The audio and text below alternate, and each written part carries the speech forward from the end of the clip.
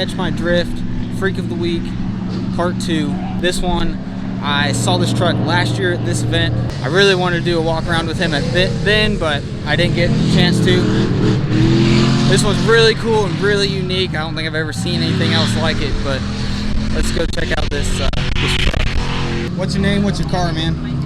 Dustin Hash from Reedsville, North Carolina, the smoke shop at Hash Garage Service. Just kind of like a little side project we got for like a hobby shop. Basically late 40s, early 50s Chevy GMC pickup trucks, heavy duty trucks, stuff like that. This is a 1948 Chevy pickup body with all C5 Corvette stuff up under it.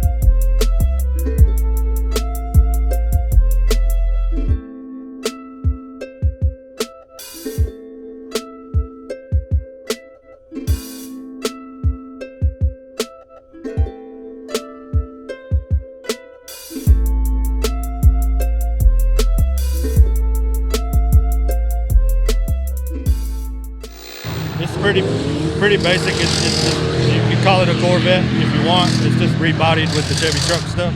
Chrome ollie tube chassis from the this is like 21 inches stubs of the front and rear frames from the C5 Vet. Really? The original C5 Vet frame rails were too wide to fit this cab on. So that's basically why. That's the only reason we had to rebuild the frame rails.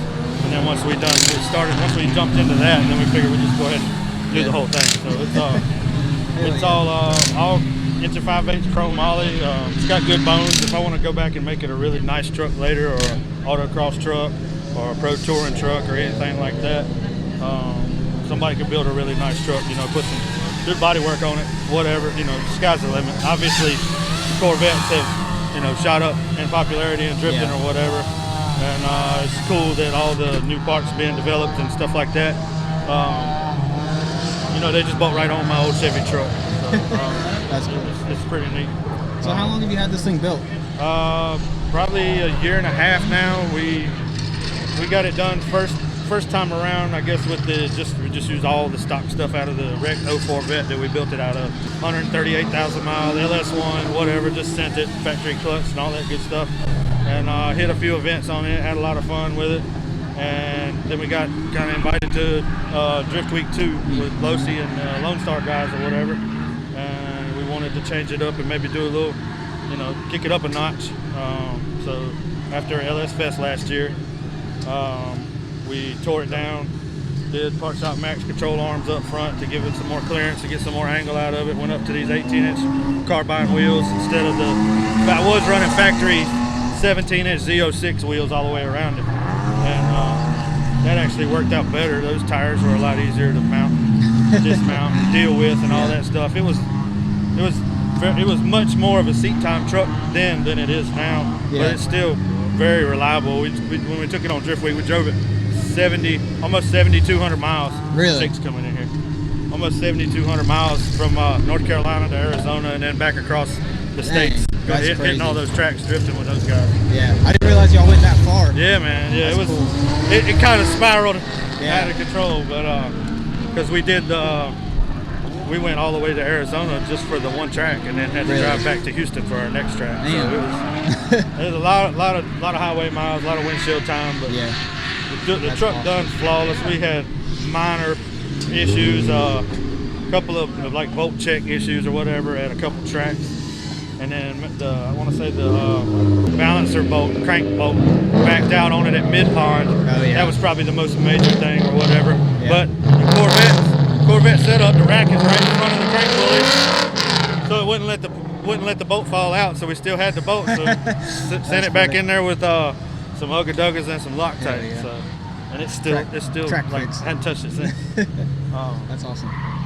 But truck's a lot of fun. Now it's LS3. I got rods and pistons in it, 11-to-1, stock heads, Brian Tooley camshaft, push rods, rockers, trunnions, Man. dual valve springs, titanium retainers, all that. Tooley hooked us up really well. Yeah. It's running Phytech fuel injection right now. Yeah. We've, I don't know, it's been hit and miss with that. Yeah. We had high hopes for working with them and just haven't had the customer service that I want. Yeah. So doing Terminator X stuff on it, and then we got another truck, cab over snub nose truck, dually, with a 6-liter in it. We're doing Terminator X on that. It's got Thule stuff in it, flatbed, and we're gonna haul this to LS Fest on the gooseneck trailer with that. So you know, a 48 with a 50 hauling it. Hell yeah. Should make a good impression. And, That's pretty cool. Be a lot of fun. So, and I just enjoy it, man. I don't really get into competition or anything like that. I just like going out and having fun with people. Yeah. And I can go to anywhere. I can go to Sonic, you know, on Friday night at the Cruise Inn, whether it's imports and you know, drift cars, majority of drift cars around, or I can go to the Cruise Inn, you know, on Friday nights where all the damn hot rods and 40s and 50s. You kind of fit in both ways. Yeah, so I got something to talk about pretty much wherever I go. That's awesome. So what inspired you to drift with this truck? So the main thing was trying not to let go of one thing or the other. Yeah. I had already been into the trucks for years. Yeah. Been through probably, I don't know, these body style, probably 25, 28 of these trucks. Yeah. Owned the 350Z since 04. I bought one new, but I couldn't never bring myself to put it on track. Yeah. You know, just basically once you put them on track, as much as the value dropped out of the 350Zs and G35s, as soon as you put it on the track, it drops even more. Yeah. So that car is still intact, still a nice car. Left it alone, and I finally ran up on a good deal on a seat time car, 350Z. Started messing with that. Just hit it really hard and just kept on wanting to go farther and farther. You know, and in the States, people tend to, you know, want to level up a whole lot quicker rather than blah blah. But I've been a fan of drifting so long and waited so late in the game to get into it. I wanted to progress really fast, and not bragging or anything like that. It just like this the thing has been it's been straight uphill with all of it so far, and I've enjoyed the hell out of it. Yeah, that's awesome. Met a lot of people, been on track with a lot of people that I never would have thought I would have ever been on track with. And hopefully you want to keep doing it. I got in B group at the Pro Road next weekend after Englishtown over on the road course. Wow. Or whatever. So I know some people will be out there. If I can get a door-to-door in with Jeff Jones, I'll be happy, and I'll fucking pack my shit up. Please. Pretty basic. Just got inside. You know, it's bare bones as it gets. I didn't try to put a lot of creature comforts back in it. We still got a wiring mess. I haven't really touched it since we came back from Drift Week 2. Yeah. We were going to do Drift Week 3, and I got COVID. Oh, really? It just, everything came to a screeching halt. The hauler, the work on this truck, everything. Like I said, it's got good bones, and it can be a really nice truck if somebody wanted to. But you definitely trying to keep it real simple. Whenever we finally get around to the swap over to the Terminator X stuff, we're gonna just rebuild a whole new aluminum dash that will come up to the windshield and come down, and everything will be mounted in kind of nice. I've got the full AC set up for it if we wanted to do that. I've just got heat on it right now. You got vintage air? But it's actually it's called Old Air. Oh, okay. Old Air. Their package was a little bit smaller than the vintage air. Okay. Yeah. So that's why I gave them a shot. Yeah. I can't really testify for how good it works except for the heat. The heat did get us through. Yeah. Like going through the mountains of Tennessee, and then want to say right when we got back within 2 or 3 hours of home. Yeah. On drift week in November, then we needed the heat. But yeah. Other than that, we were in Arizona, New Mexico, yeah. Texas the whole time, so, and Florida, so yeah. we didn't need it. So who did the chassis, the full tube chassis on? I went back and forth about trying to build the chassis myself or whatever, and then finally just decided that I wanted it to be done once, that part of it, because it was down as far as it was going to go. Yeah. So might as well have it done right. And Tim Nicholson, the guy, he was in Reidsville at the time, Reidsville, North Carolina, builds pro mods, a bunch of fast cars. He done a tube work on this, except for I put the door bars in so I could run Englishtown last year. Yeah. Kind of hung out with him and tried to, the best I could, convey what was in my head to what I wanted him to do. Yeah. He got all that done, and then I got another buddy of mine that runs a fab shop that added the trailer hitch for me before we left to go to Drift Week, because we pulled that little trailer That's so cool. out there. And as soon as we get a break, he's probably gonna build me a bed floor and brace this stuff up a little bit more. Yeah. I left it kind of loose when I first built it in case I tag a wall or anything. It'll just kind of give. Hell yeah. So, bend it back. Yeah. So like you said, it's all C5, right? All C5. Sitting on field suspension coilovers. Odin's done us a favor on that before Drift Week 2. We changed so much stuff before we went to Drift Week. I had to pretty much learn how to drive the truck all over again. Really? When we got to Arizona, but I mean, I wouldn't put any of it back. Like it's just a learning curve. Yeah. Got in over my head a lot in the last 2 years. Yeah. But I love it. Like getting to be on track with other drivers, it just instills confidence as far as like, especially in the chase. You can go 100% because they're gonna keep going no matter what. If you have an issue and mess up or whatever, then maybe you catch back up to them. And then they're also a little bit better at handling any mistakes you might make in the lead. So. Yeah. We did carbon clutches and heavy duty springs in here. They make a spool kit for it. I've got that too, but I'm probably gonna put that in another build. Yeah. This still acts pretty good, acts very well on the street. That's about a drive shaft shop, drive shaft couplers.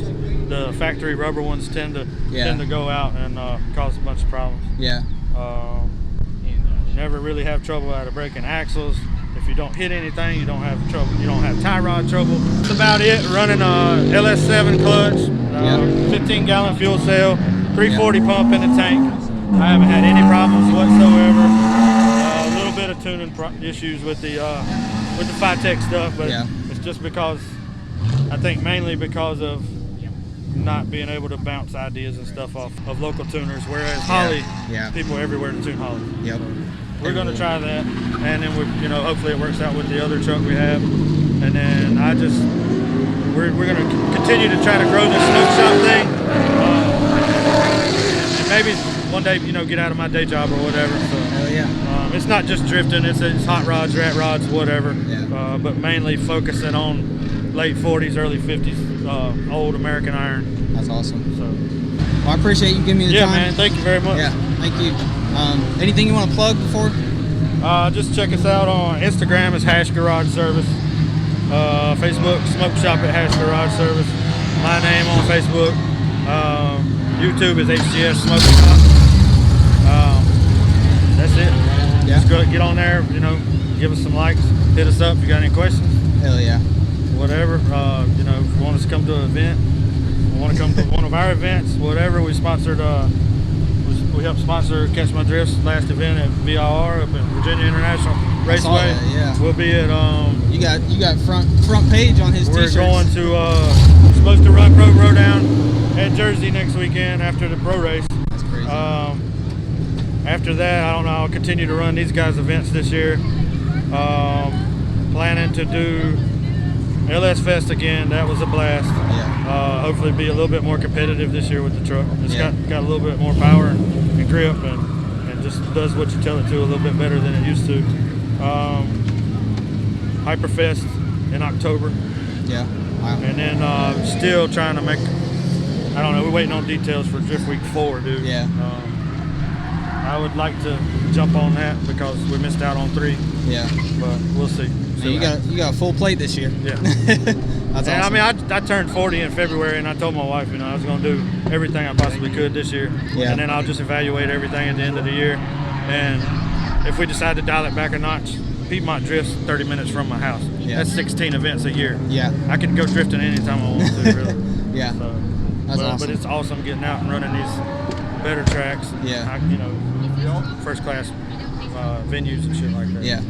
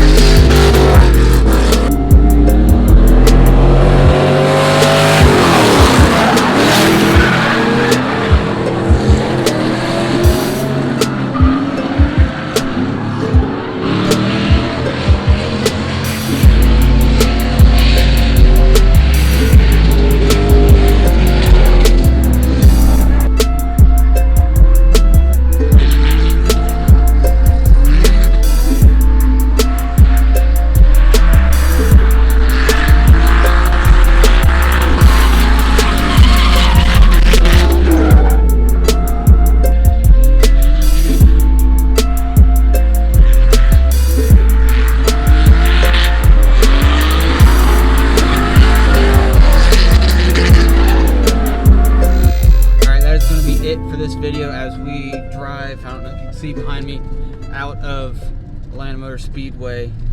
So as I said earlier, I'm going to fill you guys in on the rest of this month.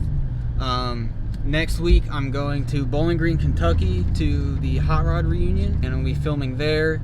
And the week after that is tractor pulls in West Georgia. So if I'm not too burnt out after Bowling Green and all the filming and editing, I'm gonna try to make it to the tractor pools because I've been wanting to go to that for probably about a year now. Anyway, stay tuned for those videos. They'll be coming up soon. If you made it this far in the video, thanks for watching these Freaks of the Weeks. CMD was fun again, just like last year. Hopefully we'll be back next year and maybe to some more Catch My Drift events later this year, like the Firm. That would be cool. It's a little bit far.